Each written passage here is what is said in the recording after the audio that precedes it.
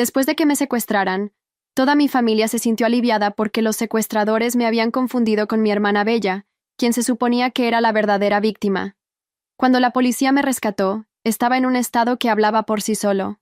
Ni lágrimas, ni gritos, solo un silencio que pesaba más que cualquier herida. Si no viste la primera parte de mi historia en TikTok, Reddit.Darling, aquí tienes un resumen de lo que pasó. Y nadie más lo hizo tampoco. El regreso a casa no fue un regreso. Fue una entrada silenciosa a una casa que ya no era mía. La alfombra había sido enrollada. Los retratos, retirados. Los muebles, vacíos como las palabras que me ofrecieron.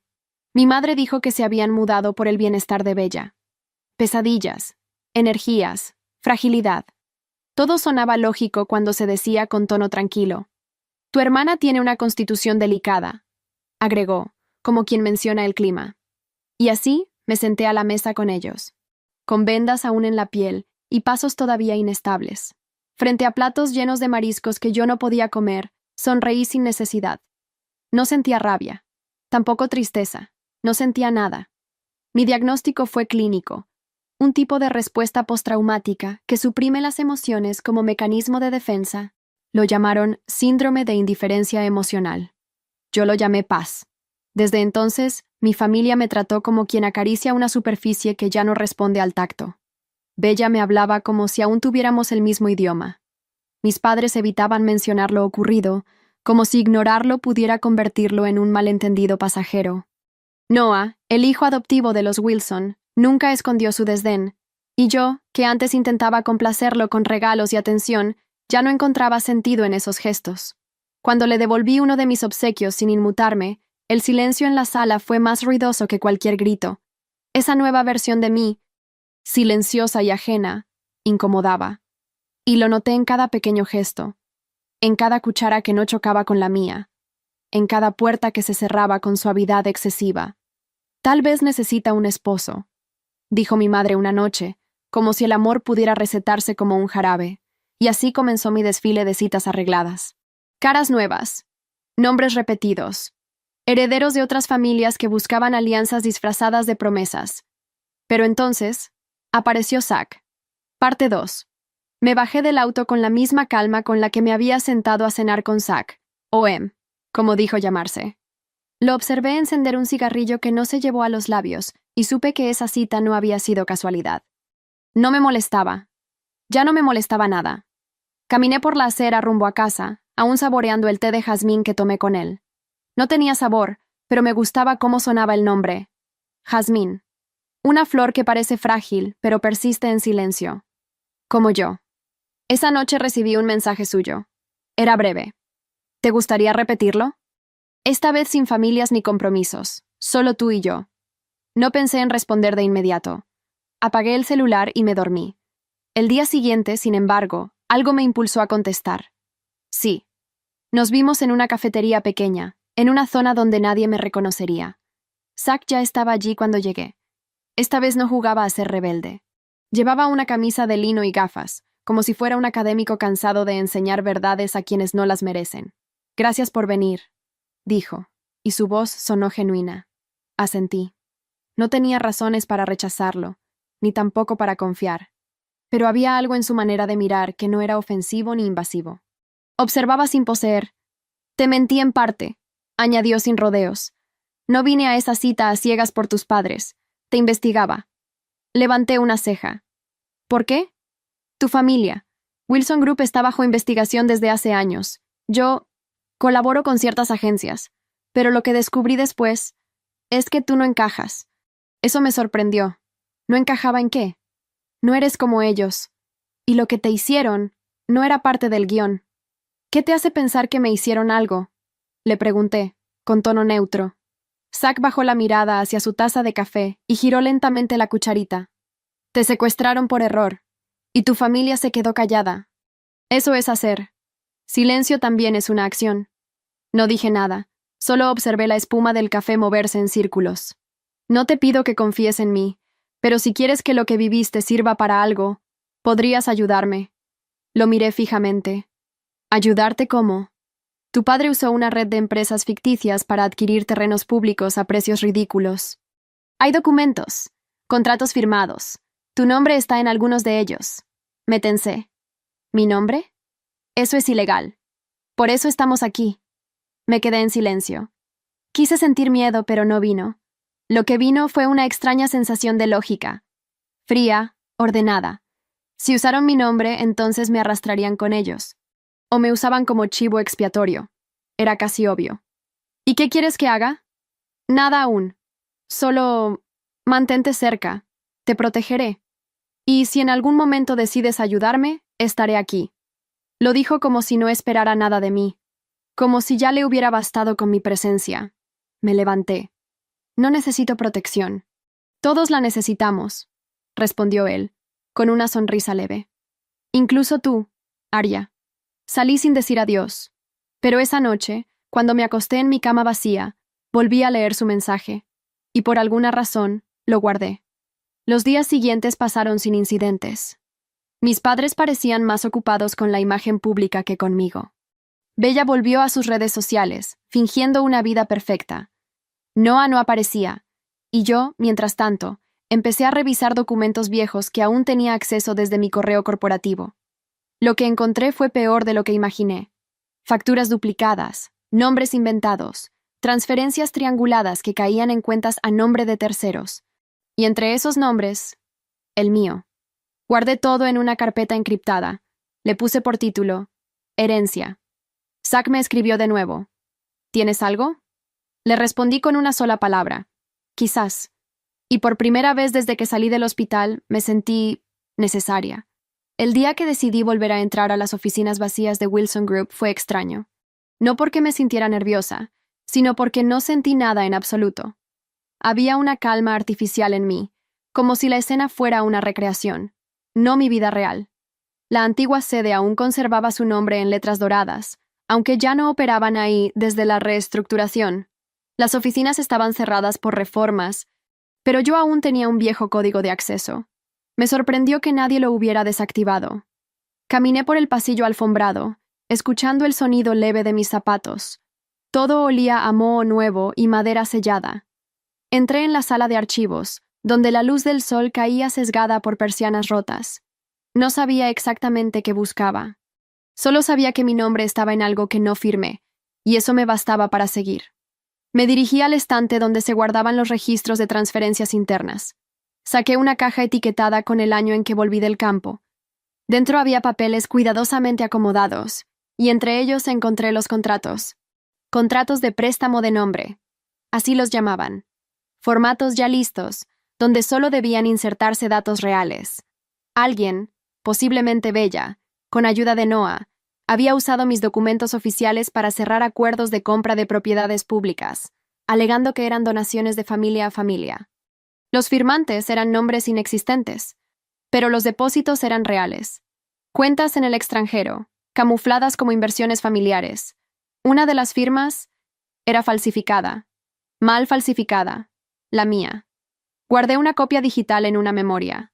Todo estaba claro. Yo había sido utilizada como pantalla, y ni siquiera me habían contado. Cuando salí del edificio, me temblaban levemente los dedos. No era miedo, era otra cosa. Una sensación que no reconocí al instante. ¿Indignación? ¿Orgullo por haberlo descubierto? No supe decir. Zack me esperaba en una cafetería a pocas calles. Había pedido un té para mí. Me vio llegar y alzó una ceja. Ah. Curioso. No preguntó nada, solo esperó. Saqué la memoria USB y la coloqué sobre la mesa. Él no la tocó de inmediato. ¿Estás segura? No. Pero está hecho. Zack la guardó sin mirar dentro. Eres rápida. No tengo razones para ir lento. Me estudió como si estuviera viendo algo nuevo. ¿Cómo te sientes? Esa pregunta me incomodó más que toda la investigación. No lo sé, respondí. Y fue cierto. Está bien no saber, dijo él. A veces eso ya es sentir algo. Nos quedamos en silencio. Luego añadió. Lo que descubriste es más grave de lo que pensaba. Tu familia ha estado usando tu identidad para encubrir transferencias entre entidades asociadas al gobierno. Lavado de activos. Posiblemente evasión fiscal. Si nos apresuramos, podemos entregar esto en poco tiempo. No. Zack me miró. ¿No? Aún no. Quiero saber hasta dónde llega esto. Quiero Verlos caer, uno por uno, con elegancia, no como víctima, como testigo. Él sonrió, esta vez con algo de admiración. Entonces, te enseñaré cómo. A partir de ese día, Zack comenzó a darme acceso a herramientas, documentos, nombres. Nunca explicó cómo conseguía todo eso. Solo decía que tenía contactos. Yo no preguntaba, confiaba, o lo más parecido a eso que podía hacer en mi estado. Trabajábamos en silencio, muchas veces desde mi apartamento. Había algo en esa rutina que me resultaba reconfortante, como si finalmente tuviera un propósito. Una noche, mientras revisábamos una hoja de rutas bancarias, me corrigió un cálculo. Me reí, no por burla, sino por algo que se sintió ligero, inesperado. Él me miró y alzó una ceja. ¿Eso fue una risa? No lo sé. Tendré que anotarlo. Primer signo de vida detectado en Aria Wilson. Imbécil, murmuré, sin dejar de sonreír. Él no respondió. Solo me miró como si acabara de pasar algo importante. Y quizá sí había pasado. Zack dijo que no necesitaba un terapeuta. Dijo que lo que necesitaba era terapia. Pero al revés. Una idea estúpida, según yo, pero él la defendía con convicción. Tú no necesitas que alguien te escuche. Necesitas escuchar. Escuchar cómo se siente otro, para empezar a recordar cómo te sentías tú. ¿Eso es un truco psicológico? No, es un experimento. Y yo, que no tenía nada que perder, acepté. Nuestra nueva rutina incluía ahora un ritual improvisado. Al final de cada tarde, él elegía un tema al azar y me contaba algo personal. A veces eran historias banales de su infancia. Otras veces, cosas más oscuras. Una vez me contó que su madre había desaparecido cuando él tenía 12 años, que nunca la encontraron, que por eso aprendió a no esperar a que la verdad viniera sola. No reaccioné mucho, lo observé en silencio, pero algo, dentro de mí, empezó a resonar. Otra tarde, me habló de su adicción al control, de cómo fingía desinterés para que los demás bajaran la guardia, de cómo aprendió a vestirse como un tipo peligroso, porque eso lo mantenía a salvo. A la gente le gusta etiquetar. Si pareces complicado, no preguntan, solo se alejan. ¿Y eso es lo que tú querías? ¿Que se alejaran? No. Pero era mejor que verlos decepcionarse. Callamos. No quise decirlo en voz alta, pero entendía lo que decía. Demasiado bien. Esa noche, por primera vez, fui yo quien habló. Cuando era niña, solía escribir cartas a mis padres. Pedía que vinieran a verme. A veces, solo pedía que me preguntaran cómo estaba. Nunca las envié. Las guardé en una caja. Zack no dijo nada. Solo me miró. Y por alguna razón, eso bastó para que continuara. Una vez soñé que llegaban de sorpresa a mi cumpleaños. Tenían globos, un pastel, y me abrazaban. Me desperté llorando. Pero no por tristeza. Lloraba porque no quería despertar. Porque en el sueño me creí querida. Realmente lo creí. Terminé de hablar y esperé algo. Silencio. Un juicio. Una reacción. Pero lo único que recibí fue esto. Gracias por contarme eso. No sentí alivio. Tampoco incomodidad. Solo una especie de claridad. Como si hubiera dicho algo que llevaba años esperando salir, pero que ya no pesaba tanto. ¿Eso cuenta como emoción? Pregunté. 100%. ¿Y cuál? Esperanza. No siento esperanza. No importa. Yo la sentí por ti. No supe cómo responder a eso. Pasaron los días. Nuestra terapia se volvió un espacio seguro. Hablábamos, reíamos a veces, trabajábamos juntos.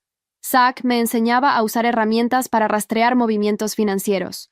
Yo lo corregía en detalles que solo alguien criada en ese ambiente sabría notar. Un día, sin previo aviso, él apareció en mi apartamento con 2 helados. Hoy toca hablar de comida de consuelo. ¿Cuál era la tuya? No lo sé. Inventa una. Probé el helado. Era de vainilla con trozos de chocolate. No sabía a nada. Pero en su presencia, no me importaba. Me recosté sobre el sillón mientras él hablaba de cómo su abuela hacía sopa de tomate cuando estaba triste. Que odiaba esa sopa. Pero la extrañaba. ¿Tú extrañas algo? Me preguntó de pronto. Cerré los ojos. Extraño. La idea de que mi vida podría haber sido diferente. No la vida misma, sino la posibilidad. Zack se quedó en silencio. Luego dijo, eso es lo más honesto que te he escuchado decir. Y por primera vez, Me sentí orgullosa de una emoción que ni siquiera podía nombrar del todo. Esa noche, antes de irse, él se detuvo en la puerta. Me miró como si quisiera decir algo más, pero solo dijo: «Nos vemos mañana, Arya». Y fue extraño, porque ese nombre, de repente, ya no sonaba tan ajeno. Una tarde, mientras Zack y yo trabajábamos en silencio desde mi departamento, recibí un mensaje de mi madre. «Cena familiar este viernes. Bella insiste. Ven arreglada». Lo leí 3 veces antes de responder con una sola palabra. «Ok». Zack alzó una ceja. «¿Todo bien?» Mi familia me invitó a cenar. ¿Volvieron a fingir que les importas? Siempre han sido buenos fingiendo. Levantó la mirada del portátil y me observó, serio. ¿Vas a ir? Asentí. Quiero ver sus caras. Zack no discutió, pero esa noche me envió la ubicación de un apartamento al otro lado de la ciudad. Un lugar seguro, según él. Por si las cosas se ponen raras. Acepté sin decir mucho. Aunque no lo dijera, agradecí su preocupación. El viernes, me vestí con un conjunto negro sencillo y elegante. No era provocativo, pero tenía presencia. Cuando llegué a la nueva mansión Wilson, noté lo obvio. Habían invertido en arquitectura más que en valores. Bella me recibió con una sonrisa estudiada. «Arya, qué gusto». «Bella». Nos saludamos con un abrazo falso, uno de esos donde las mejillas apenas se rozan. Al entrar al comedor, vi la escena casi teatral. Mi padre en la cabecera, mamá sirviendo vino, Noah revisando su celular. Todos pretendiendo normalidad. La mesa estaba llena. Sillas pulidas, copas alineadas, velas encendidas. Y comida. Mucha comida. Mariscos otra vez. Como si no recordaran, o como si lo hicieran a propósito. «Nos alegra que hayas venido», dijo mi madre. «Yo también. Es bueno ver que la familia sigue siendo experta en ignorar alergias». Mi padre fingió no oír. Bella rió nerviosa. «Bueno, hemos estado ocupados últimamente». «Sí. Falsificando documentos, desviando fondos, cambiando de propiedades». Todos me miraron. Fue un silencio que cortó el aire. «Es broma», añadí con calma, sirviéndome agua. Noah frunció el ceño. «No deberías decir cosas así». «¿Por qué no? A ustedes siempre les gustó jugar con la verdad». No respondieron. Mamá desvió la conversación a temas más neutros. Bella habló de su nuevo proyecto social. Ayudar a niños desfavorecidos. Irónico. Siempre fue buena con el teatro. Al final de la cena, papá me pidió que lo acompañara al estudio. Entré con él, pero dejé la puerta abierta. No era por cortesía. Era para que Zack, que seguramente estaba escuchando desde un dispositivo, pudiera oír todo. «Arya», empezó mi padre, «no estás bien. Lo que ocurrió te cambió, y nos preocupa que estés desequilibrada». ¿Es esa la palabra que van a usar si las cosas se salen de control? ¿Desequilibrada? No queremos que esto escale. Eres parte de la familia. Fui parte cuando necesitaban mi firma en sus contratos. ¿Y ahora? Papá suspiró. Su máscara se resquebrajaba. «Mira, no vamos a discutir. Solo queremos lo mejor para ti. Noah ha sugerido que podrías tomarte un descanso, un viaje, lejos, solo por unas semanas». Entendí lo que significaba. Querían que desapareciera.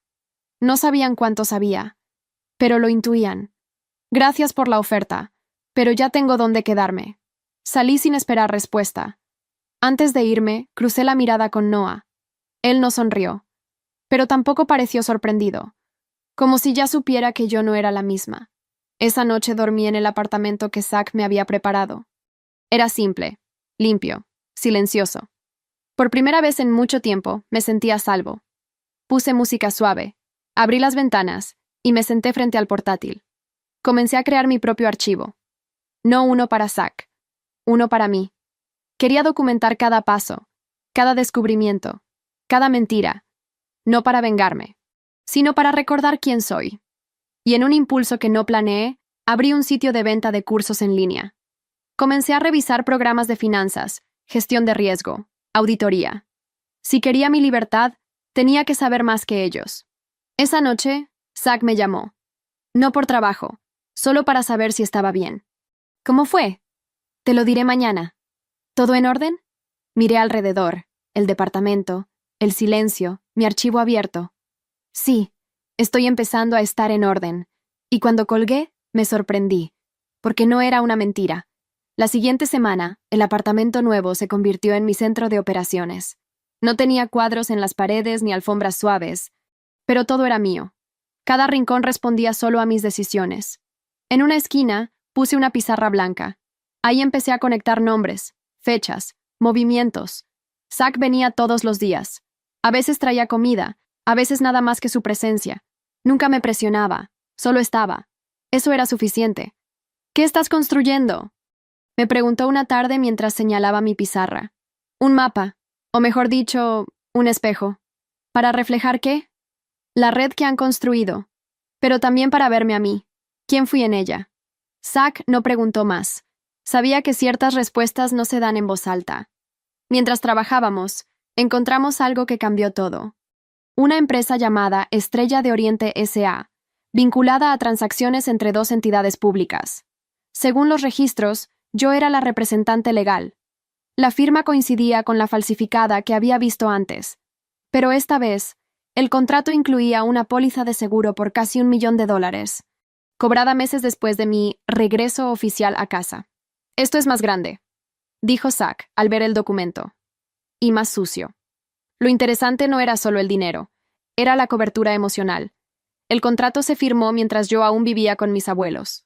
Es decir, antes de que siquiera supiera que estaba siendo usada. Ese fue el momento en que dejé de sentirme víctima. Me vi como una herramienta deliberadamente moldeada para encajar en una operación de largo plazo. La rabia, esa emoción que tanto me había esquivado, apareció como una sombra fría. No explotó, solo se sentó conmigo. Me acompañó en silencio. Decidí que era hora de volver a la casa vieja. No para enfrentar, sino para observar. Llamé a la antigua ama de llaves. Me debía más lealtad que los propios Wilson. Necesito entrar, le dije. Nadie ha regresado allí desde que se mudaron, respondió, con voz temblorosa. Entonces no será difícil. Ella me entregó una copia de la llave sin hacer preguntas. Cuando crucé la puerta oxidada de la casa, me recibió un olor a humedad y polvo viejo. La casa estaba vacía, solo quedaban rastros, una alfombra enrollada, cortinas mal colgadas, una pared marcada por el cuadro familiar que ya no estaba. Subí las escaleras, entré en mi antigua habitación. Las paredes seguían color crema, pero las marcas de los muebles eran claras. El escritorio que una vez usé, la cama, el estante donde guardaban los regalos que nunca abrí. Encontré algo que no esperaba. Una caja de madera en la parte superior del armario. Dentro, sobres con mi nombre. Correspondencia no enviada. Cartas dirigidas a bancos, a abogados, incluso a mí. Escritas por mi padre. Firmadas, pero nunca enviadas. Todas con la misma intención. Mantener las apariencias. Nunca admitir errores. Nunca exponerse. Fotografié todo. Lo guardé como prueba. Pero no por venganza. Era documentación. Mi nueva forma de reconstruirme. Esa noche, Zack me encontró sentada en el suelo, rodeada de carpetas. ¿Encontraste algo útil? Sí. Todo. Encontré todo. Me miró y, sin decir palabra, se sentó junto a mí. Pasamos horas revisando nombres, cuentas, vínculos. En una pausa, me ofreció una taza de té. ¿Sabes lo que admiro de ti?, me preguntó. Nada, espero. Que no estás esperando un final feliz. Estás construyendo algo real. Eso es más difícil. ¿Y tú qué construyes? Me miró serio. Un caso. Pero no solo eso. Estoy aprendiendo a confiar. No es mi especialidad. Hubo un momento en que nuestras miradas se sostuvieron más tiempo de lo necesario. No hubo palabras. Pero algo cambió. Él apartó la vista primero. Yo seguí observándolo, porque algo en su manera de decir la verdad sin adornos me hacía querer escuchar más. Días después, recibí una notificación. Una auditoría interna de una de las empresas de fachada estaba programada en secreto. Eso significaba que el sistema se estaba moviendo. Alguien, quizá desde dentro, comenzaba a sospechar. Zack y yo sabíamos lo que eso significaba. «Es ahora o nunca», dijo. «No, aún no. Quiero que caigan bien». «¿Bien?» De forma elegante. En silencio. Como cuando se quiebra una copa y parece que no sonó. Zack asintió. Y esa noche, por primera vez, cenamos juntos sin hablar de trabajo. Solo compartimos silencio, música baja, y un espacio en el que no hacían falta máscaras. Encontré la caja por accidente.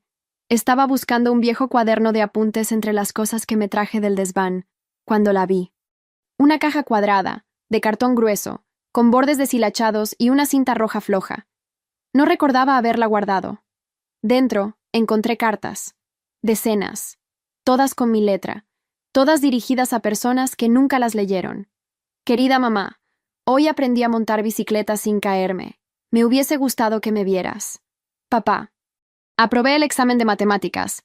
El profesor dijo que soy buena con los números, como tú. Bella. Sé que no me conoces mucho, pero yo te he visto en fotos. Eres bonita. No eran largas. Algunas apenas ocupaban una hoja, pero todas estaban llenas de algo que ya no reconocía. Una voz infantil, esperanzada, dulce. Una voz que era mía, o, al menos, lo fue. Le mostré la caja a Zack esa misma noche. Es tu infancia en papel, dijo mientras leía una de las cartas, y es desgarradora. No la escribí para desgarrar a nadie. Lo sé, por eso duele más.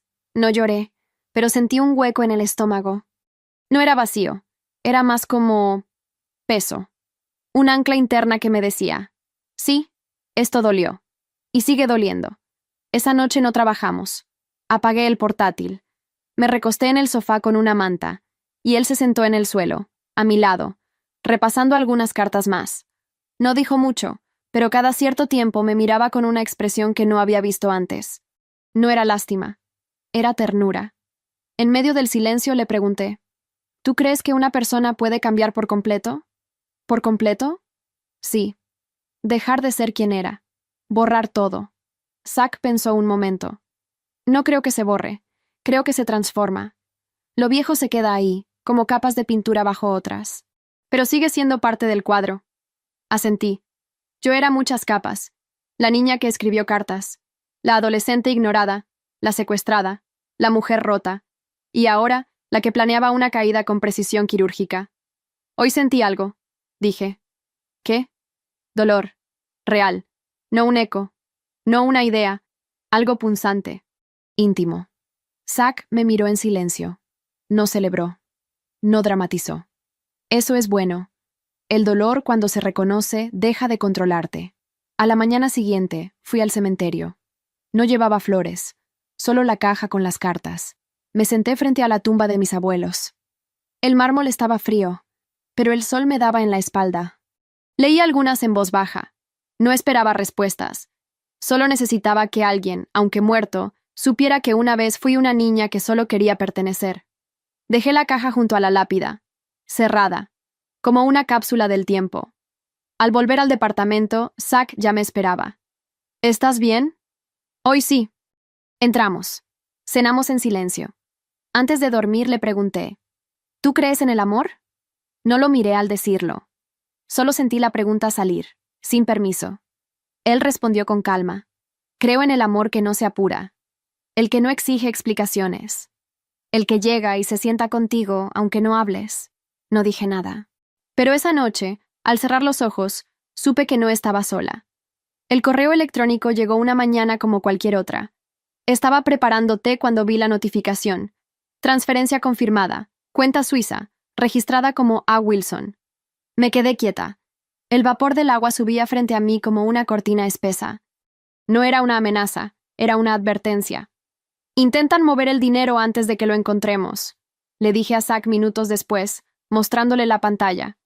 Él se sentó en silencio frente a mi portátil. Su rostro era una mezcla de calma y urgencia. No dijo nada, solo empezó a escribir, revisar, cotejar. Las piezas encajaban demasiado bien. Estaban limpiando cuentas, desactivando pruebas, y eso solo significaba una cosa. Sabían que algo estaba por estallar. Es hora, dijo Zack, sin levantar la vista. Necesitamos reunir todo.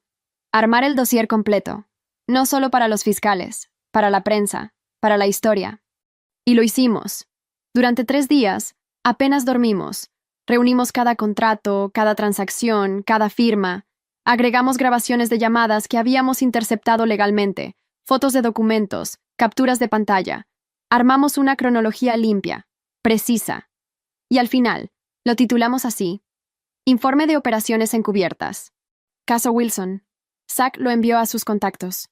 Un fiscal especializado en delitos corporativos, una periodista de investigación con reputación intachable, y un pequeño grupo de abogados que colaboraban con él desde hacía años. Y ahora, esperamos. Esperar nunca fue mi fuerte. Pero esta vez, la espera no me carcomía. Era como ver llover sabiendo que ya sembraste. La tormenta era inevitable. Una noche antes de enviar todo, Zack me pidió salir. Solo caminar.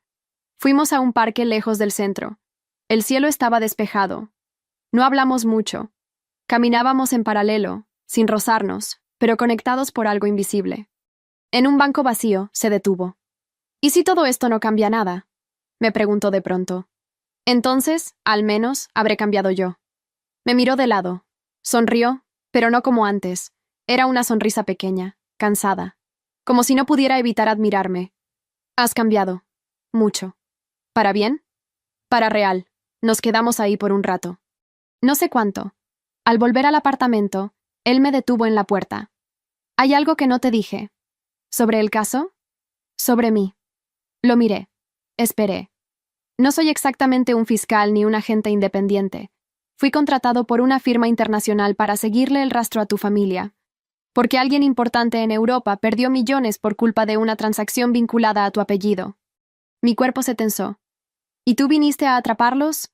¿O a atraparme? Zack se acercó un paso. Su voz fue más baja. Al principio eras parte del paquete, pero después te vi. No como una víctima, como una persona. No respondí. Entré. Me senté. Él me siguió. Podrías odiarme por no decirlo antes, añadió. Pero si hay algo que aprendí contigo, es que las verdades a medias también son traición. Lo miré fijamente, y después de un largo silencio dije, gracias por decírmelo. Ahora lo sé, y ahora puedo decidir. Zack no sonrió. Asintió. Aceptó mi decisión, fuera cual fuera.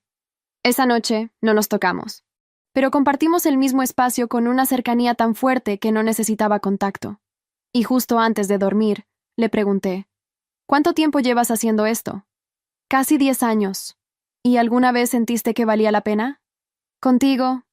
Sí. Cerré los ojos. Y por primera vez soñé con un futuro. No con venganza, ni con justicia, con paz. Las primeras noticias salieron un martes por la mañana. Una periodista con rostro firme y voz neutra apareció en la pantalla de mi televisor. Se revela red de corrupción financiera con vínculos a la familia Wilson, una de las más antiguas del sector inmobiliario privado. Apagué el sonido. No necesitaba escucharlo. Ya sabía cada palabra que iban a decir. La red, las transacciones, las empresas fantasmas, los contratos con fechas manipuladas, las cuentas vinculadas a mi nombre. Todo. Zack me miró desde la cocina, donde preparaba café. Empieza. Sí. El informe se esparció en menos de 24 horas. Portales digitales, redes sociales, televisión por cable. Algunos titulares eran agresivos. Otros se limitaban a insinuaciones con tono diplomático. Pero la información era concreta, respaldada, irrefutable. Mis padres no tardaron en reaccionar.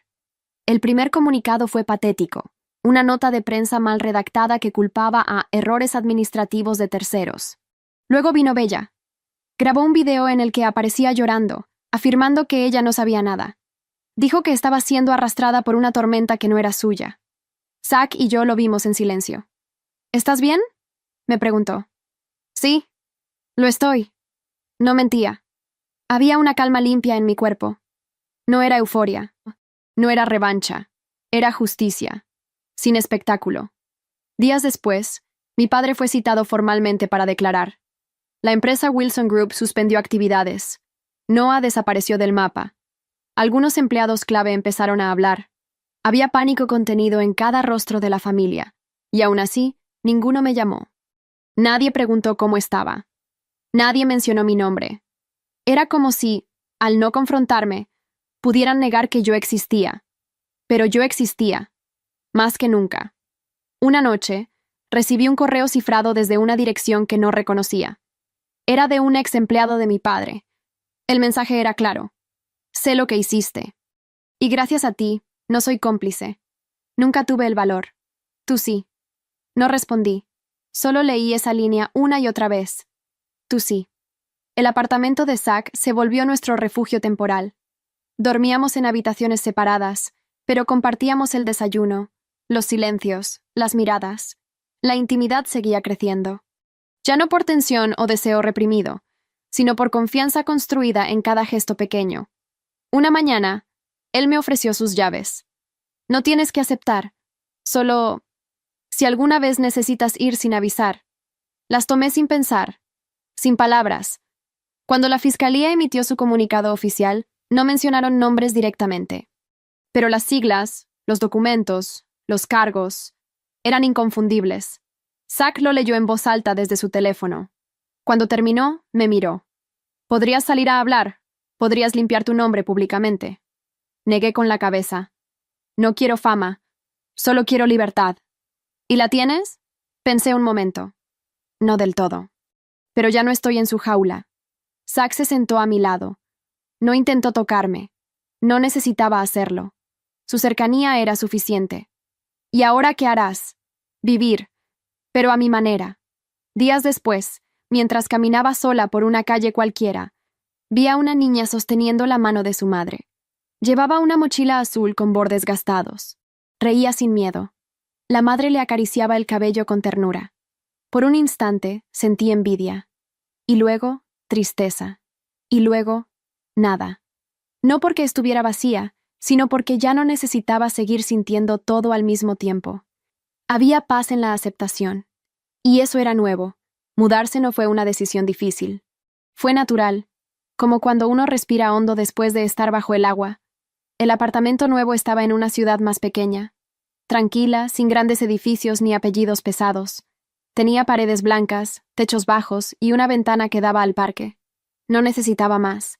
Al llegar, lo primero que hice fue quitarme los zapatos, sentarme en el suelo y cerrar los ojos. Escuché los sonidos de afuera, un perro ladrando, un niño que gritaba, «¡Mira, mamá!», una bicicleta pasando. Sonidos que no me exigían nada, que simplemente estaban.